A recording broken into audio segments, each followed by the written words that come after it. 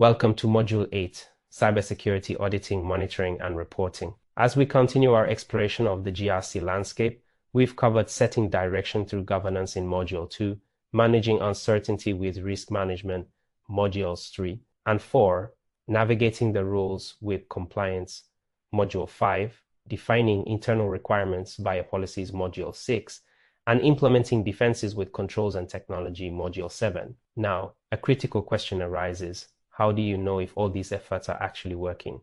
How do you verify that controls are effective, policies are being followed, and compliance requirements are being met? This is where auditing, monitoring, and reporting come into play, representing the vital check phase in many GRC cycles like Plan, Do, Check, Act. Without robust verification and clear communication, your GRC program operates blindly. You won't know where weaknesses lie, whether investments are paying off, or if you are truly meeting your obligations to stakeholders and regulators like the NDPC or CBN here in Nigeria. In this module, you will learn the principles and purpose behind cybersecurity audits, distinguishing between internal and external perspectives. We will explore techniques for continuous monitoring that provide ongoing visibility into your security posture, moving beyond periodic checks. You'll understand the critical process of collecting reliable evidence to support audit findings and compliance assertions. Finally, we will focus on developing effective GRC reporting strategies tailored to different audiences, from technical teams to the board of directors. Think of this module as learning how to inspect the foundations, continuously check the systems, and effectively communicate the status of your cybersecurity building to all relevant parties. Upon successful completion of this module, you should be able to understand the fundamental principles and core purpose of conducting cybersecurity audits, differentiate clearly between the roles, scope, and objectives of internal and external cybersecurity audits, describe various techniques and technologies used for continuous monitoring of security controls and compliance status, understand the importance of evidence collection in auditing, and identify different types and methods for gathering audit evidence. Develop strategies for creating effective GRC reports tailored to the needs of different stakeholders, e.g., management, board, regulators, technical teams. Cybersecurity auditing fundamentals, the purpose of examination at its core. An audit is a systematic, independent, and documented process for obtaining evidence and evaluating it objectively to determine the extent to which one's specified criteria are fulfilled. 2. In the cybersecurity context, this means examining your controls, policies, procedures, and configurations against established criteria. Why conduct cybersecurity audits? The primary purposes include providing assurance, giving confidence to stakeholders, management, board, regulators, clients that security controls are designed appropriately and operating effectively to manage risks and protect assets. Verifying compliance, confirming adherence to specific laws, e.g. NDPA, regulations, e.g. CBN directives. Industry standards, e.g. PCI DSS, ISO 27001, contractual obligations, and internal policies. This is often a mandatory requirement, e.g. NDPA data protection compliance audits, identifying weaknesses and gaps, uncovering control deficiencies, policy gaps, vulnerabilities, or areas where practices deviate from requirements before they are exploited by threats. Driving improvement, audit findings provide valuable feedback for remediation efforts and continuous improvement of the GRC program and security posture.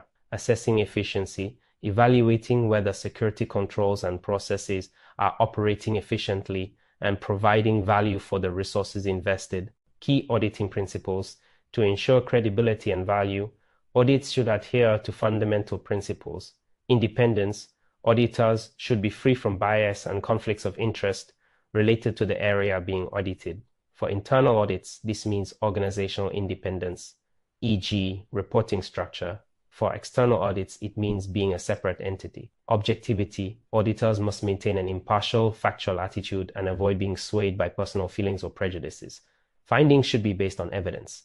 Due professional care. Auditors must possess the necessary skills and knowledge and conduct the audit with diligence, thoroughness, and competence. Evidence-based approach. Audit conclusions must be based on sufficient, reliable, relevant, and useful evidence gathered during the audit. Assumptions are not acceptable. Confidentiality. Auditors must respect the confidentiality of information obtained during the audit and not disclose it inappropriately. Integrity: auditors should perform their work honestly, diligently, and responsibly. Defining audit scope. Before an audit begins, its scope must be clearly defined. This involves specifying the audit objectives, e.g., assess compliance with NDPA Section 39 security requirements, evaluate the effectiveness of firewall management controls, the criteria against which performance will be assessed, e.g., NDPA, ISO 27001 controls, internal policies, PCI DSS requirements, the specific systems, processes, departments, or locations included in the audit, the time period covered by the audit. A well-defined scope ensures the audit is focused and its objectives are achievable.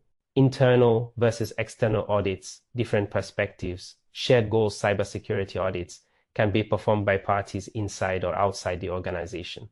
Understanding the distinction is crucial. 1. Internal audit is typically conducted by employees within the organization's internal audit department or function, sometimes co-sourced or fully outsourced to specialized firms, but reporting internally to management and the audit committee of the board. The primary audience for this audit is management and the board of directors, specifically the audit committee. The major purpose is to provide independent assurance to leadership on the effectiveness of internal controls, risk management processes, and governance. Also evaluates compliance with internal policies and procedures and identify areas for process improvement and operational efficiency within security. It also helps prepare the organization for external audits. Internal audit can be conducted more frequently and cover a wider range of operational areas. Let's take a look at the advantages of this type of audit. It enhances deeper understanding of the organization's culture, processes, and specific risks, potential for more frequent audits. It can be more cost-effective, though requires skilled internal staff. It focuses on internal improvement. The disadvantages: maintaining true independence and objectivity can sometimes be challenging depending on organizational structure and reporting lines. It may lack the specialized expertise found in external firms for certain niche areas. 2. External audit. Who performs it? Conducted by independent third-party organizations, e.g., accounting or consulting firms, specialized security audit firms, certification bodies, licensed data protection compliance organizations, DPCOS, and the NDPA. Primary audience: external stakeholders, regulators like NDPC and CBN, clients requiring assurance like SOC2, partners, investors, certification bodies like ISO registrars or PCI QSAs. Also provides assurance to the board and management. Purpose of external audit: it provides independent validation of compliance with external regulations or standards, e.g., NDPA audit by a licensed DPCO, PCI DSS assessment by a QSA, ISO 27001 certification audits up to attestation. It offers objective, unbiased assessment of the security posture to external parties.